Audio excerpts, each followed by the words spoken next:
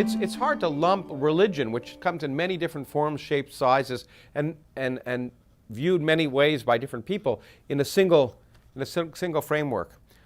Ultimately, I think religion is a net negative force for humanity, because what it does, at least organized religion around the world, is it implies things about the real world that are just not true, that are in disagreement with the evidence of empirical testing and science.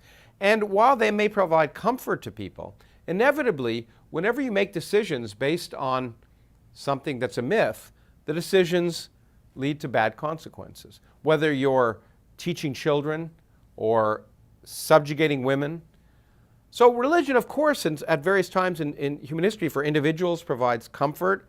It has provided opportunities for groups to sometimes do progressive things, but inevitably it's based on myth and superstition, based on ideas created by Iron Age peasants who didn't even know the Earth orbited the sun. And ultimately, why we should view that as wisdom is beyond me.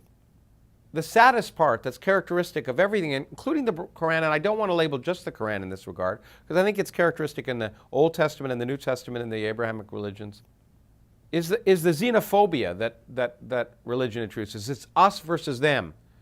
We are absolutely right because we believe this or because we follow these traditions, and other people are absolutely wrong because they don't.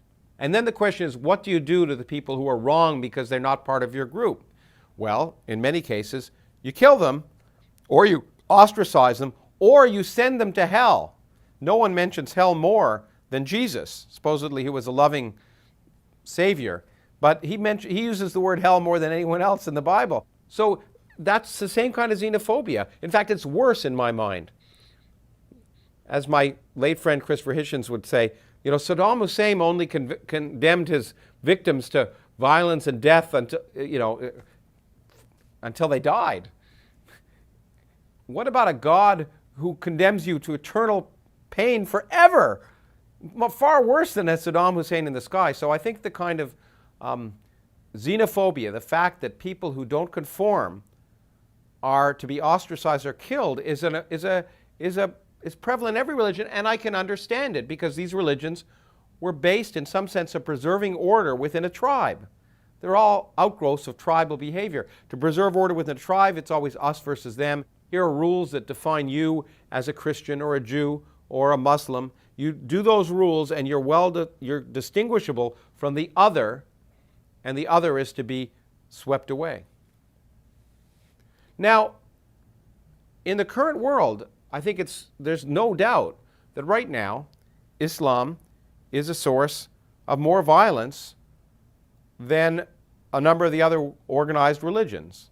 It's not the unique source of violence, but I think the problem is just one of timing. Islam is 500 years younger than say, Christianity.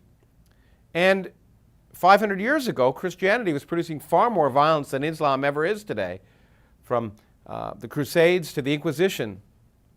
And so it's not surprising that a younger religion in some sense is coming through its growing pains in that regard. The problem is we live in a time where there's access to much more destructive forces, so you've got to worry a little bit about that. Ultimately, the real problem, the real difference that I see between Islam and say, Judaism, I mean, the Old Testament is it's more violent than the Quran. It's full of violence, oppression, genocide, hatred. It's an awful book. And it's amazing that we present it as a moral standard for, if you actually read the Bible, it's a disgusting, disgusting document. There's beauty in the Psalms and the poetry of the Psalms perhaps, but it's every bit as violent, if not more so, than the Quran. The fundamental difference, it seems to me, is that we've learned, even highly religious people take the Bible allegorically. So they take it, they don't, when it says you can stone your children if they disobey you, no one takes that seriously anymore. The difference is that many people take the Quran, every word of the Quran, as not only divine, but literally. And therefore, when it exhorts you to violence, they take that literally. That's not done anymore in the older religions, in the Abrahamic religions. The Bible still says to do those awful things, but people don't take it seriously. In fact, when we talk about religion in general, many people call themselves religious because if they think if they don't, they're not good people. My friend Richard Dawkins has his foundation in England did a poll. It looked after the most recent census in England, which happens to ask what your religious affiliation is. For the first time, only 53% of people said they were Christian, or about that number. But they took the people who listed Christian in the box and said, do you believe in the virgin birth? Do you believe in transubstantiation? Do you believe in and the whole list of things that are sort of standard parts of Christianity? Most of those people said no. And then they were asked, why did you check the tick that said you're Christian? And in the end, they said, we like to think of ourselves as good people. And that's what seems to me the thing that we have to overcome the most, is people recognizing that you can be a good person by accepting reality for what it is and questioning everything, including questioning the existence of God. There's nothing wrong with that.